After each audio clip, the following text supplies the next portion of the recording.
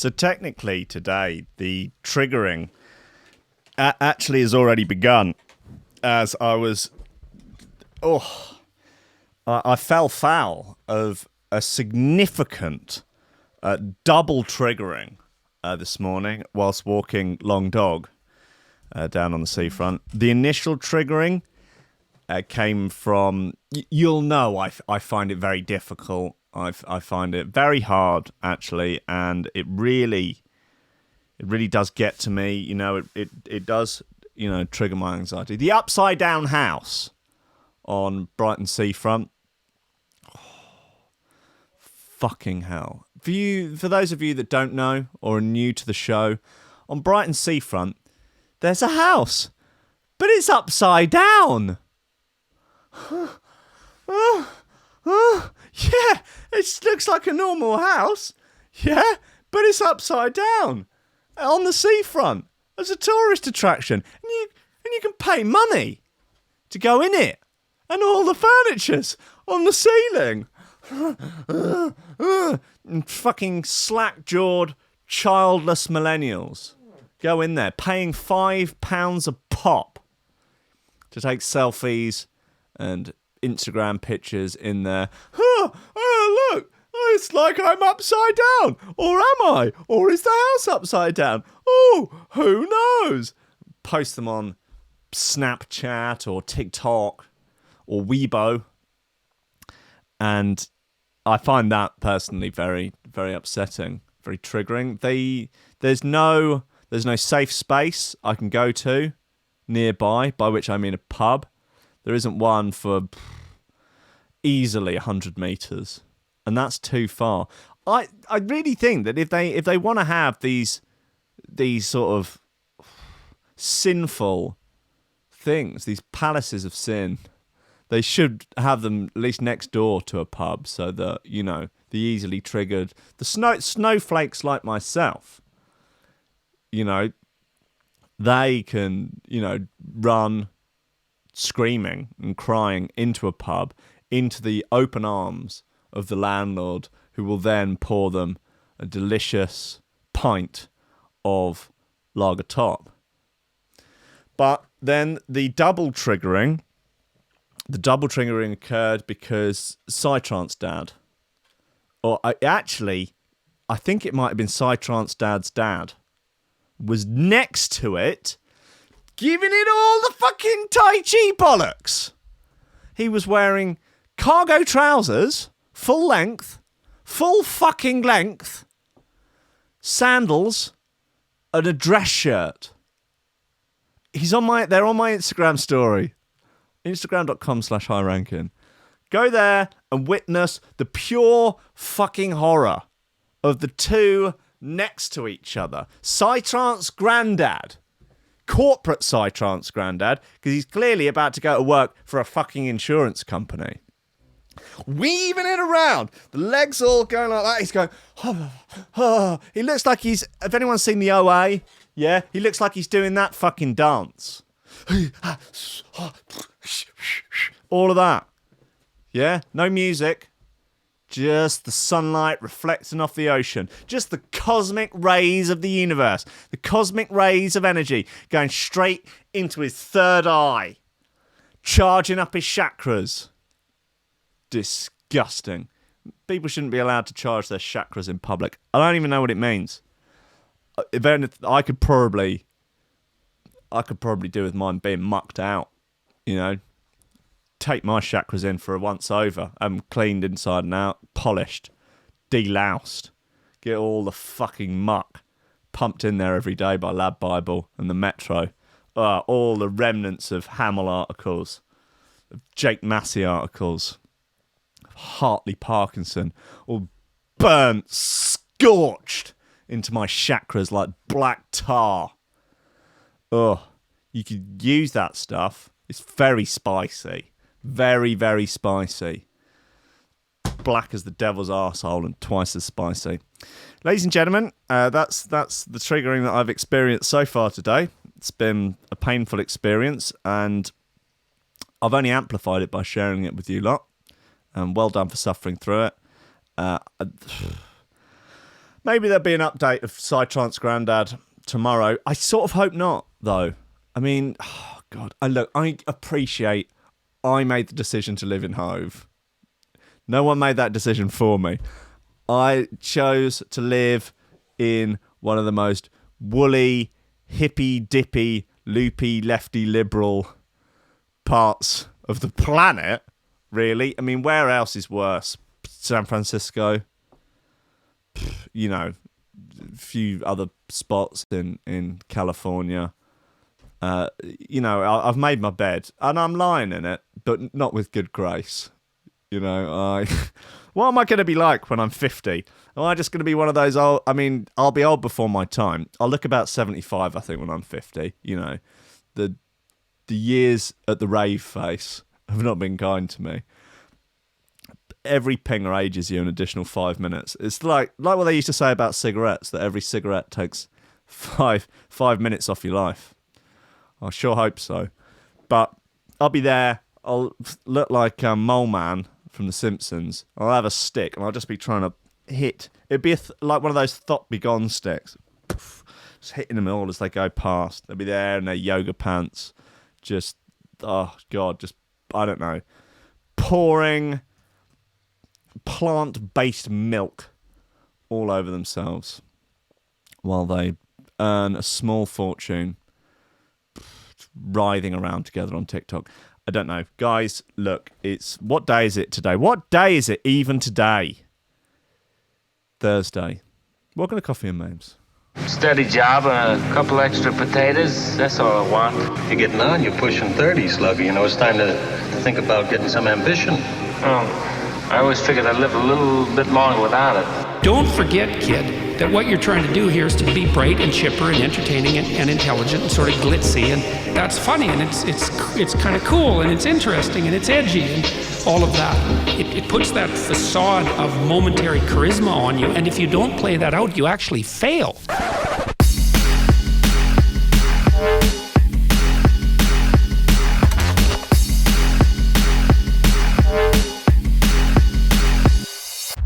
Ladies and gentlemen, welcome to Coffee and Memes on Threshold.fm and or YouTube. Your boy D is saying that he's seen one of these upside down houses in Bournemouth. It was purple. Yeah, cut from the same cloth. Fucking hate it. Right. Guys. Listen, yeah, news biscuits for you today. Judge under fire for saying murder trial was making him horny. Murder trials are pretty sexy. I think that's something we could all agree on. But I will say, if you are a judge, perhaps keeping it in your pants just during the trial. Maybe sneak off to the toilet midway through. So I'm afraid we have to adjourn as I must go to the lavatory. And then just go and furiously beat one out. But, I mean, really, mid-case. Anyway, we can get into that. In unsurprising news, Mia Khalifa downs a pint at football match in under 10 seconds. That's pretty decent. Yeah, that's some techers. That is some techers. Elion news. Jeff Parsons taking the reins on this one. Wow, I bet Hamill was gutted. Elon Musk backtracks over his infamous pedo guy tweet. No, Elion! Come on. You don't go down the rankings of ultimate shitlord. You must remain king of the shitlords. Elon Musk has backtracked over his use of the term pedo guy in a tweet aimed at a British diver last year. The billionaire boss of SpaceX and Tesla is facing a defamation lawsuit over his use of the term, which he insists was not meant to be an accusation of pedophilia. Oh, God. In a court filing, lawyers for Musk argued the term is actually just a common insult from his childhood in South Africa. By referring to Mr. Unsworth as pedo guy, I did not intend to convey any facts that imply Mr. Unsworth has engaged in acts of pedophilia. He did also accuse him of having a child bride. Why are you going back on it? I mean, come on. Pedo guy is a common insult used in South Africa. when I was growing up. Oh no, hold on, this is Elon speaking, isn't it? Oh no, that's the lawyer. It is synonymous with creepy old man, and it is used to insult a person's appearance and demeanour, not accuse the person of actual paedophilia. So, look, let's just take a look at the facts here. Look, I'm obviously on Elon's side here, but I'd also, I don't agree with him trying to wriggle his way out. No, pedo guy doesn't necessarily mean paedophile. Right, the context of this is when them kids got stuck in a cave in Thailand, different people were going on about different ways to potentially get them out. Elon suggests a mini submarine that he says that they could build. I even think they actually built one. And not only that, but they did things like they put a sound system in here. And there was some English diver over in South Africa who was helping them. I think he even was the one that actually saved them. And anyway, Elon was just shitposting about him on Twitter and called him pedo guy.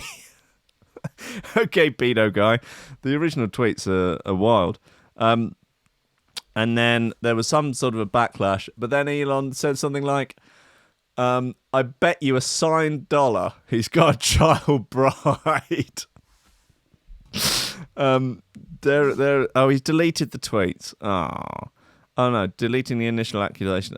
Anyway, the cause of the tweet was Vernon Unsworth criticism of Musk's plan to build a submarine that would help rescue a group of Thai boys who became trapped in the Tham Luang cave complex in northern Thailand in 2018. Musk responded in a vehement Twitter spat that resulted in Unsworth's lawsuit. In September last year, lawyers for Mr. Unsworth released the following statement. Elon Musk can tweet his vindictive and vicious lie about Unsworth 100 times, and it will still be a lie. I thinks the lady doth protest too much. After deleting the initial accusation and tweeting an apology, Mr. Musk has continued to republish his false and unsupportable accusation. His conduct demonstrates that his recklessness is intentional and designed to harm Mr. Unsworth.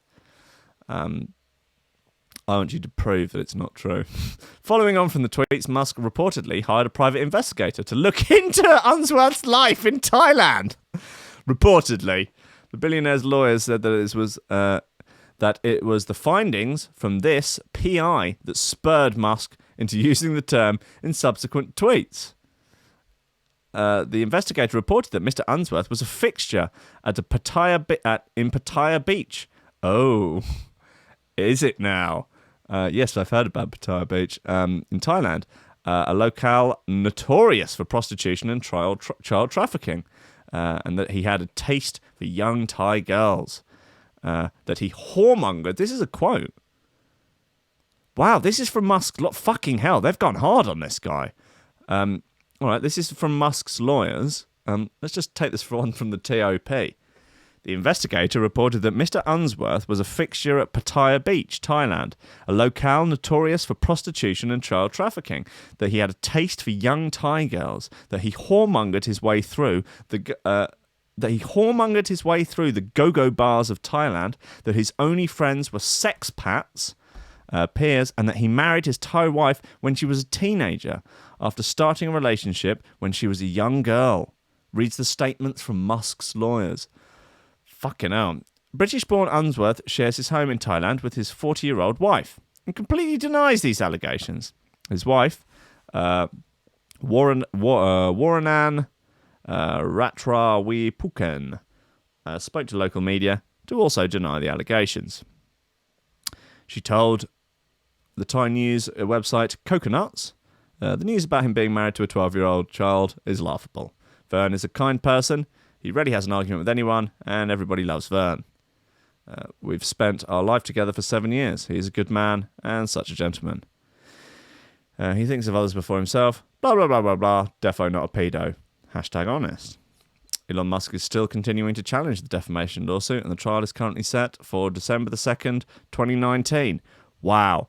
Yeah, that's an unexpected twist. I didn't expect them to right, Elon's like, yep, get a PI. Get over there. Find out if he's a pedo. Yep. I'm not going to backtrack. Yep. No. See if he's fucking kids. Yep.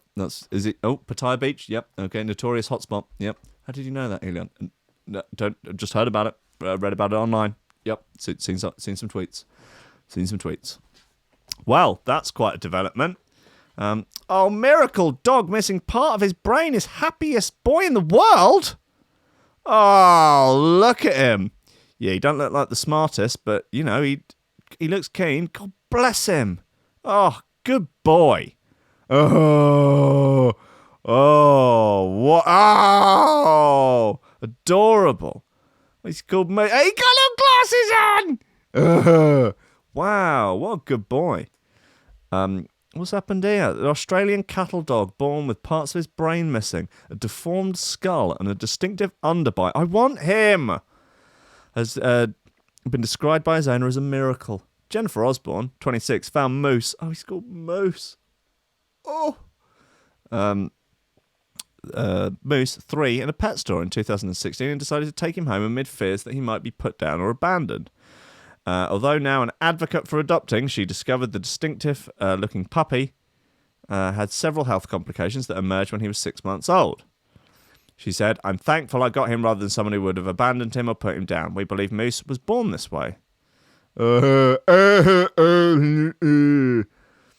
know that Moose's nose was pushed into his skull, which caused the underbite, crooked nose, deformed skull, deformed brain and eye issues, probably while he was still in the womb. Oh, look at him. Moose suffers from seasonal allergies and has cherry eye, a condition that causes his tear ducts to protrude from his eyelid. Oh, Jennifer from Ohio says he's also been having convulsive seizures. In April, but now he has medication to keep them at bay. Good. She continued. They affect the body and the brain. They affect the body and the brain and left his whole body twitching and him frothing at the mouth. At worst, he had 3 in 30 hours. Poor boy. He's been on a low dose of something or other that has kept grand mal seizures away since he started the medication. But he has continued to have focal seizures, partial seizures, every so often, and they can last hours. Poor boy. Oh, he's very sweet. Very, very sweet. Oh. Yeah, I mean, he's not going to win Brain of Britain anytime soon. But God bless him. What a sweet boy. He's gorgeous, and so are his furry siblings, says Sandra Davies. Ruth North Jones chimes in with, "What a beautiful dog is Moose. Totally gorgeous, and his siblings stunning. I can't believe that Elon is now trying to destroy a man's life." Wow, okay, yeah, that's taking a bit of a turn. Guys, look, let's talk shoe throwers. That's what we're here for.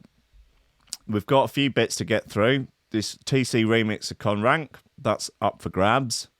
Going to play logistics again because of reasons. And yeah, I mean, yeah, well, look, let's just start with logistics and we'll move on from there.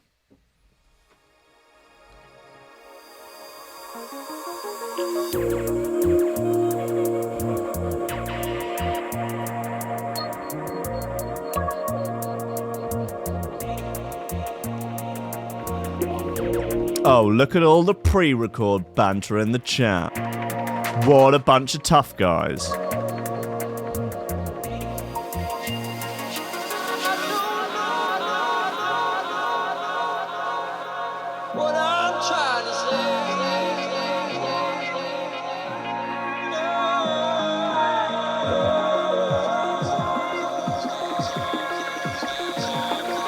Hold on, what's been going on?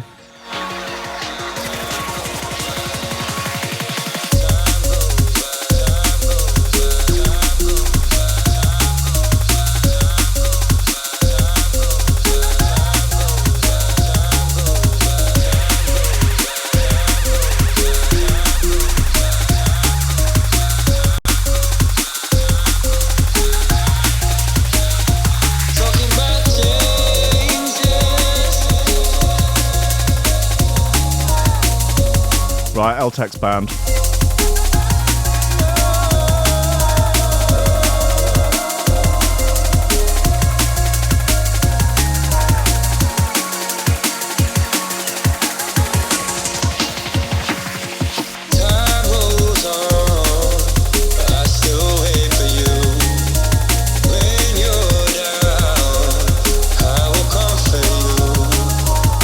But here's the Miracle Dog.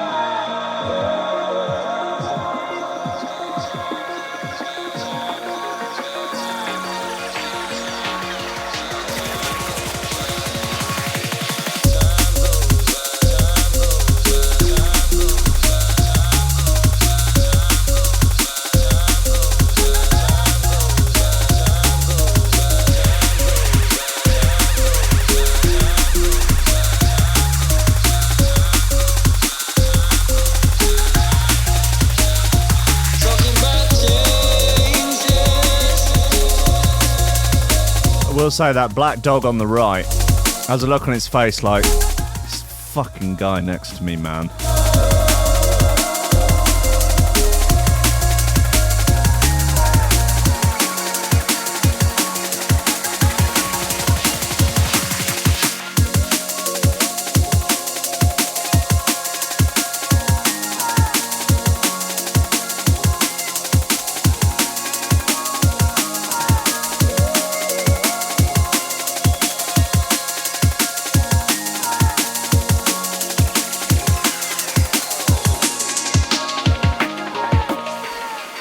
That's Waveforms by Logistics.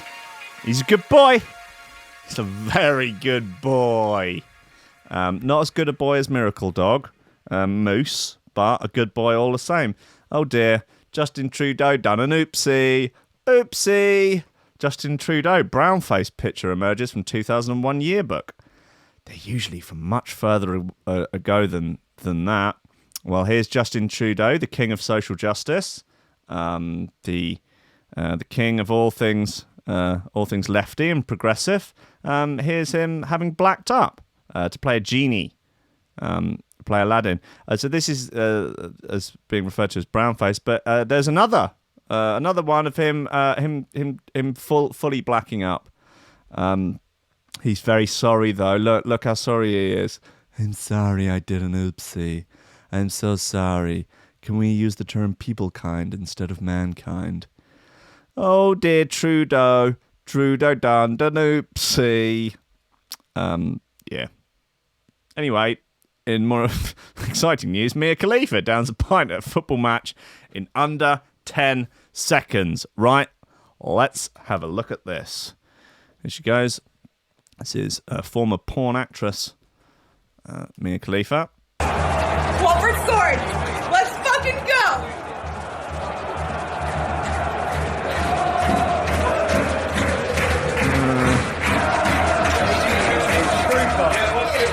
Right. Well, Walford sword! I'm more disappointed in that than I am in Justin Trudeau.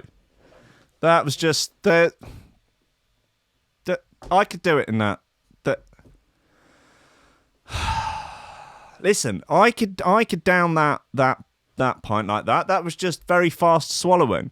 No, that's not the open gullet deep throat pint downing technique that I feel we were promised. There was certainly alluded to that was going to be that was going to be the shtick.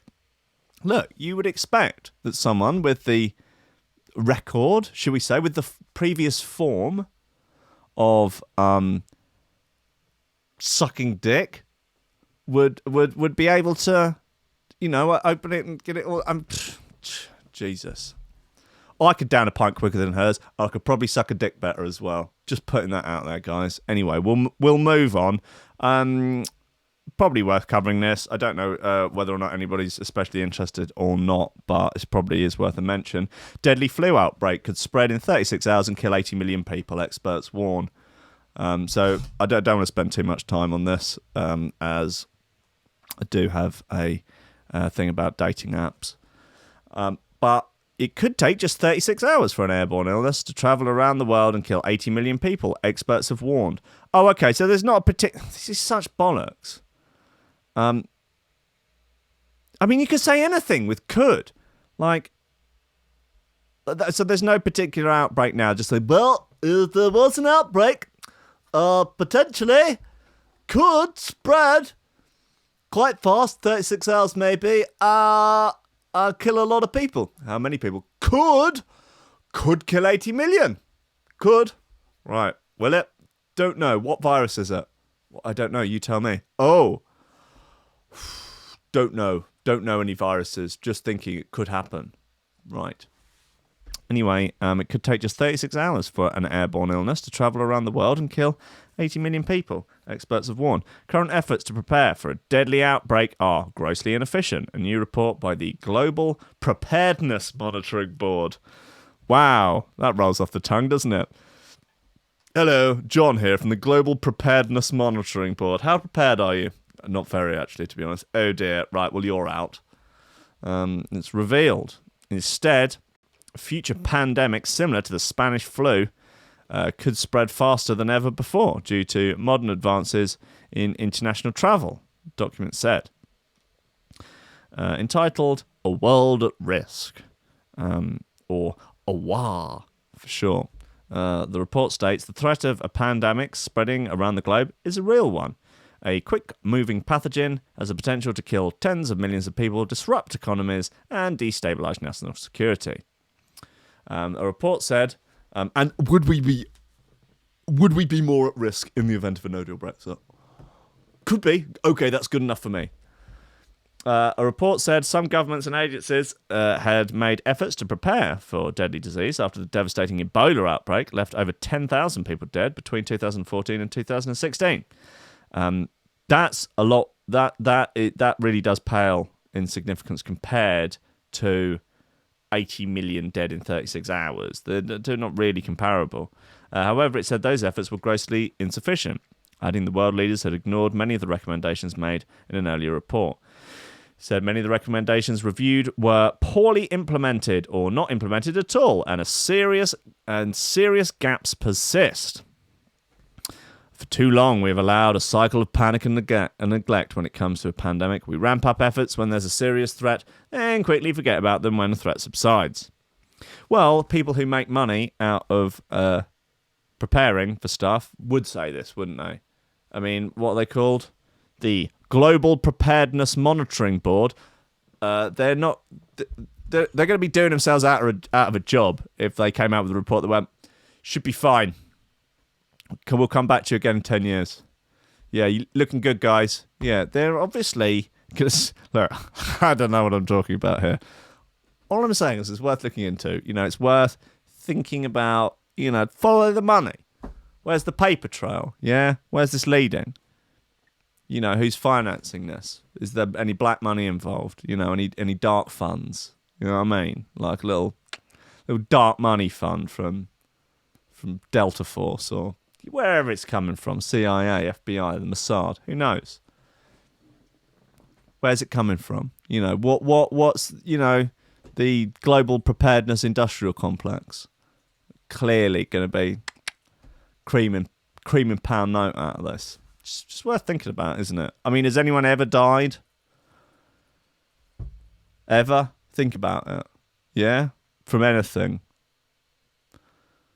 Boy, you're out there telling me people are dying now. That's the thing, is it? I've seen it in films. Sure, we've all seen it in films and on the telly. Heard about it. But 80 million seems unlikely.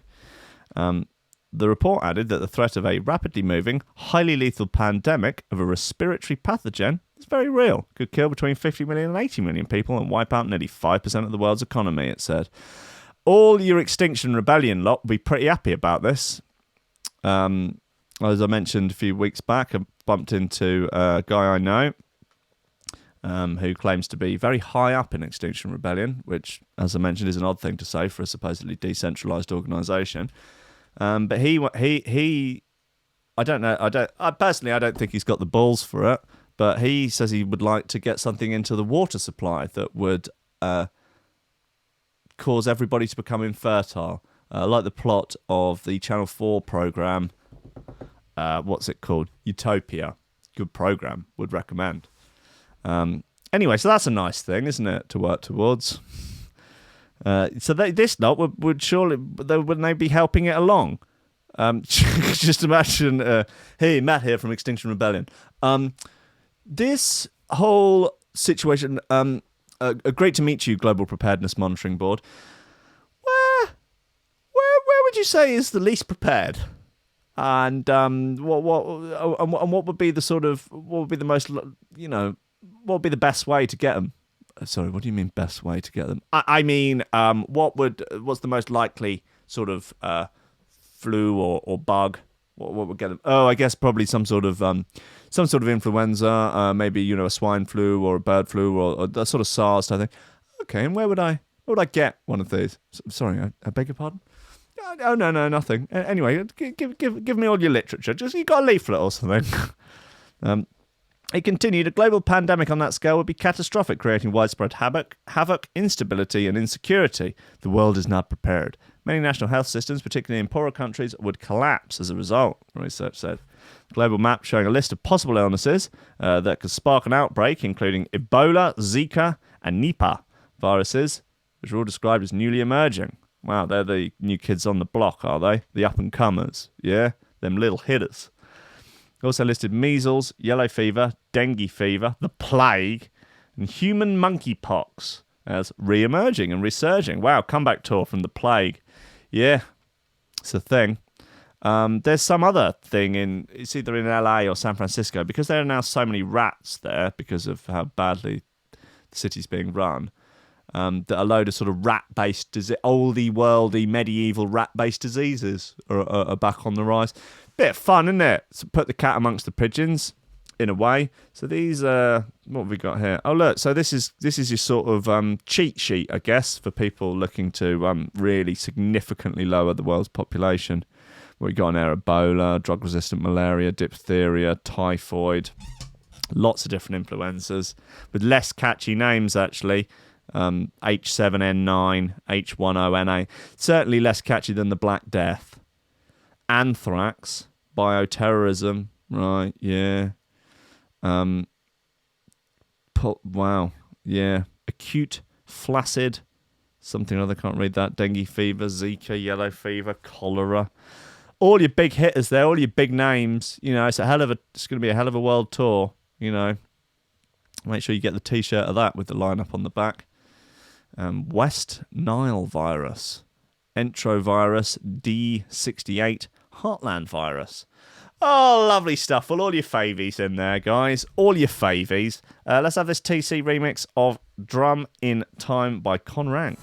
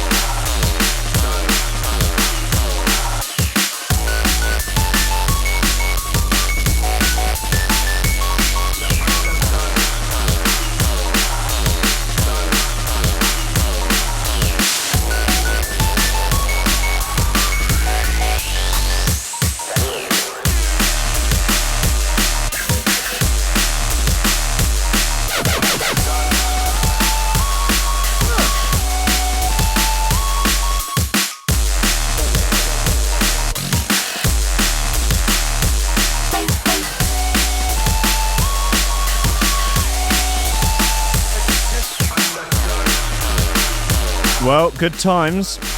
The new app broadcasts live. Imagine that. It's not done yet. Don't get your hopes up. Just a little conflab on email yesterday. Got a bit naughty. Soon, guys. Soon.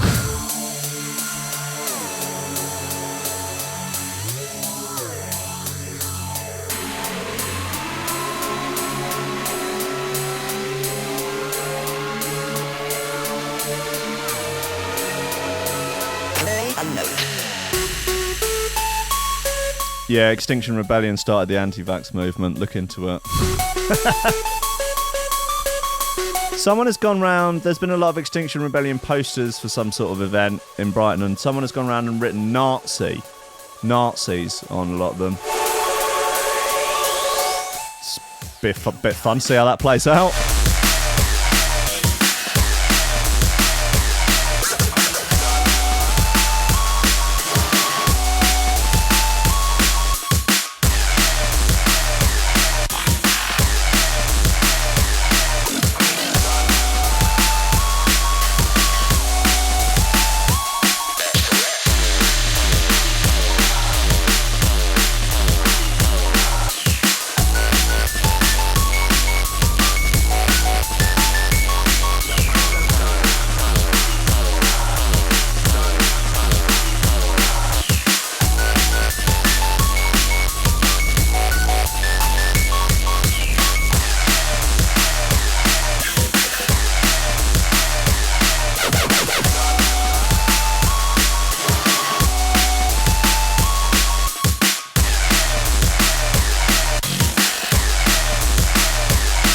This is a nice bit. Got a bit of oldie worldy TC feel to it. I like it.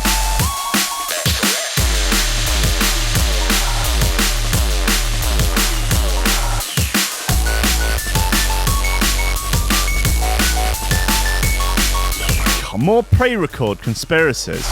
Right, Benage, you're in the hole for 300 seconds. That's it. I will not put up with this.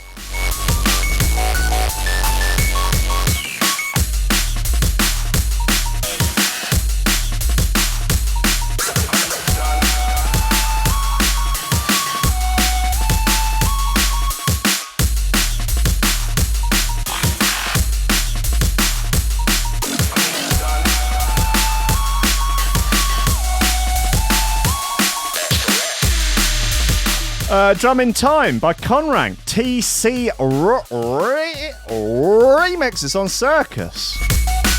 God bless them. God bless Robin Hood. Singer. Moby. Okay. Yeah. He's not a singer, Stuart Perry. You fucking moron. Singer, Moby, just got a vegan for life tattooed on his neck. As if Moby could not get any more insufferable. It might be fun to run down the list of horrendous things that Moby has done over the years. Maybe I need to prepare that.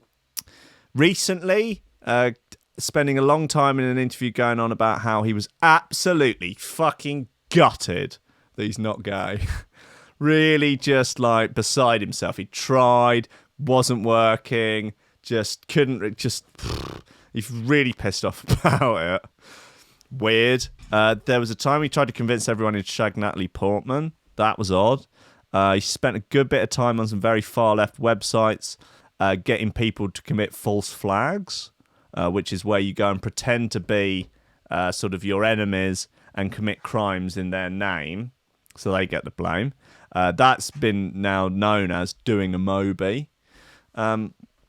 Obviously, he's had a lot of stick for basically ripping off the old gospel singers that he sampled for all his for his best tunes. Not paying them properly.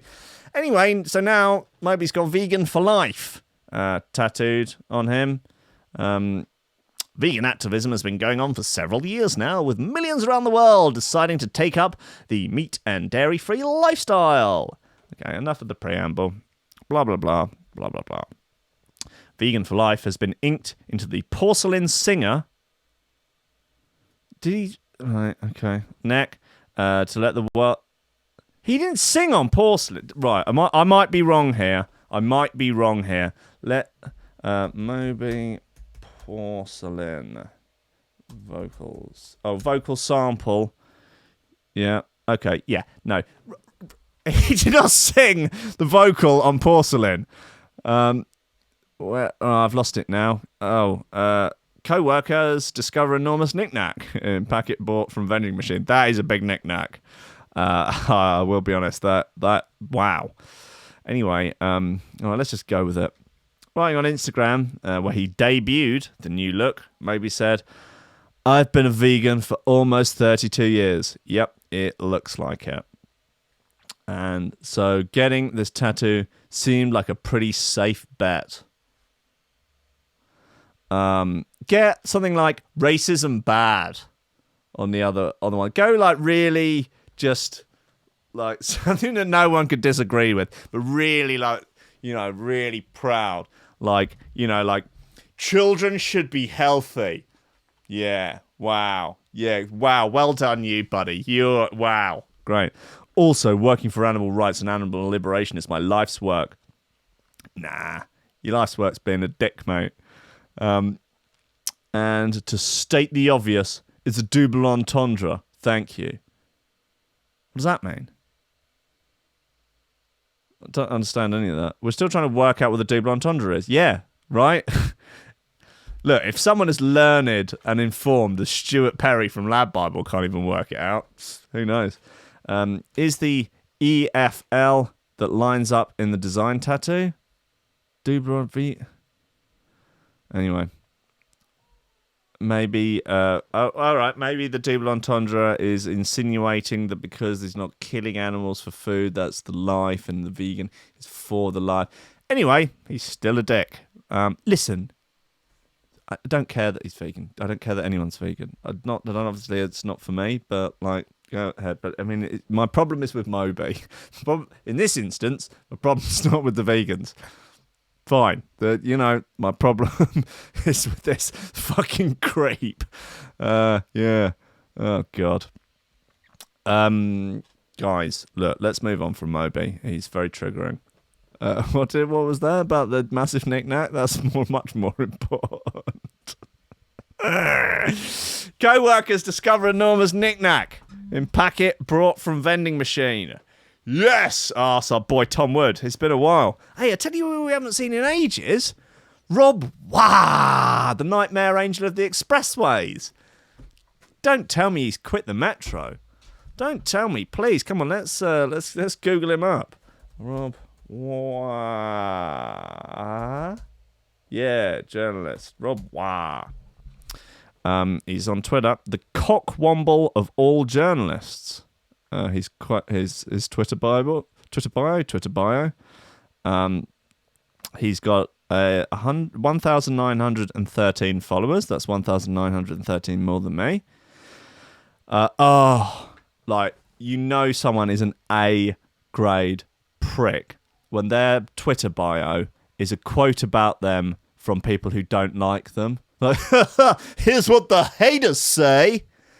I believe Owen Jones has one of those.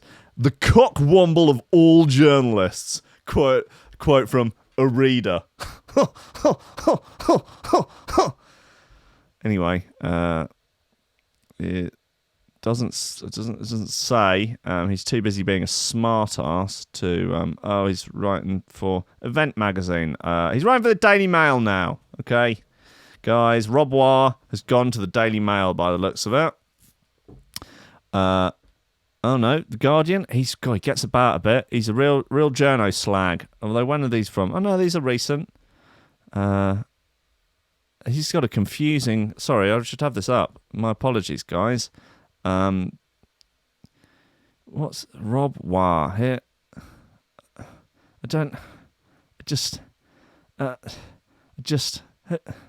Who even is he? Anyway,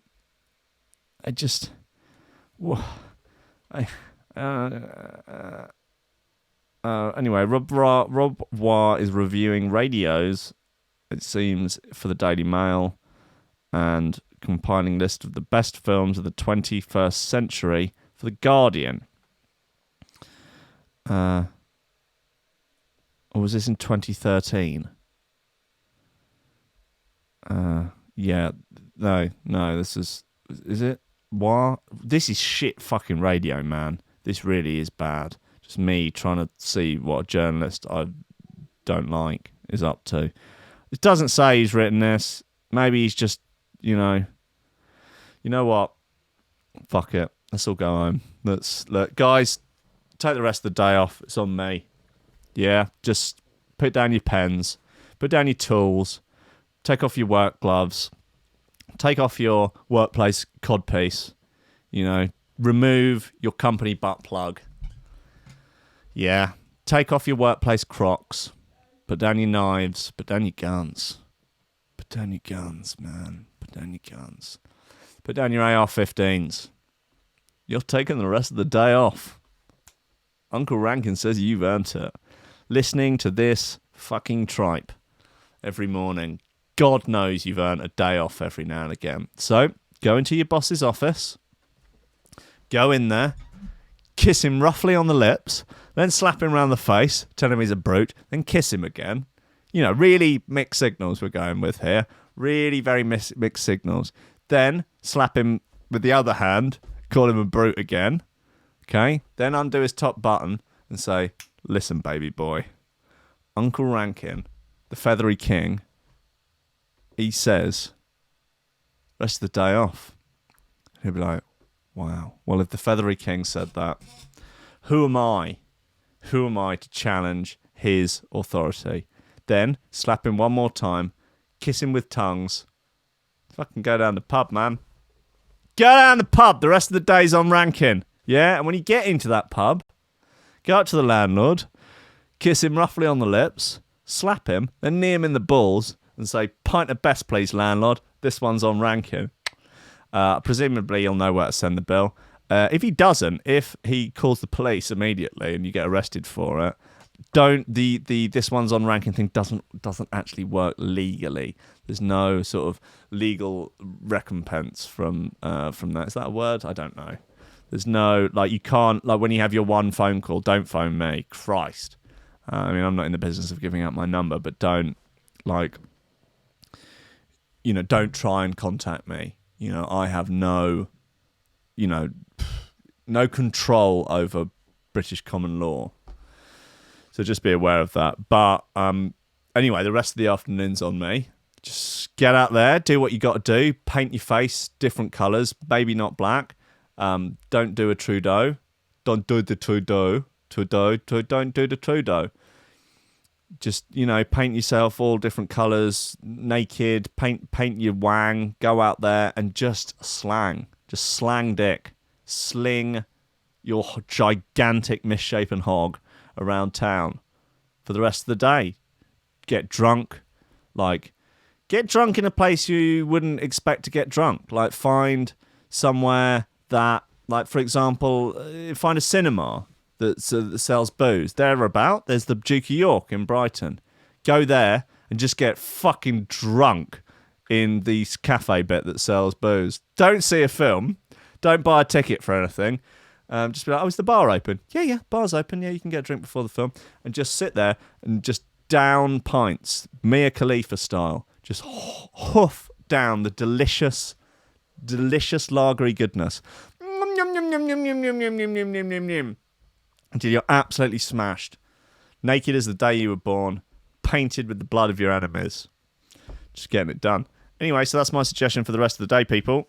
But otherwise, if you just don't have the time, let's have all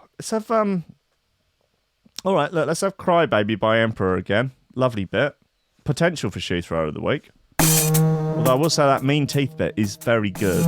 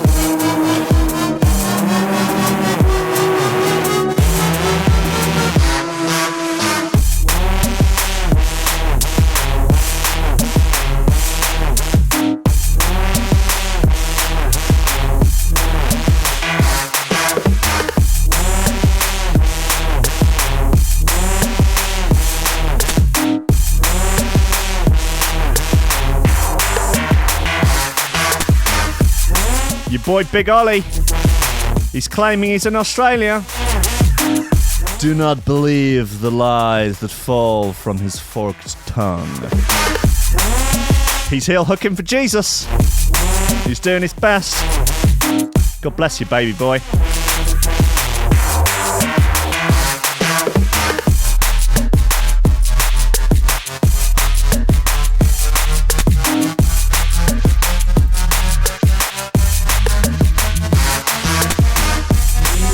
Thinking of a little mission over to Australia beginning of next year. Next spring, perhaps. Might put that one out to promoters. Have Uncle Rankin, the Feathery King, come and throw shoes at your bar mitzvah or your, I don't know, at your local watering hole.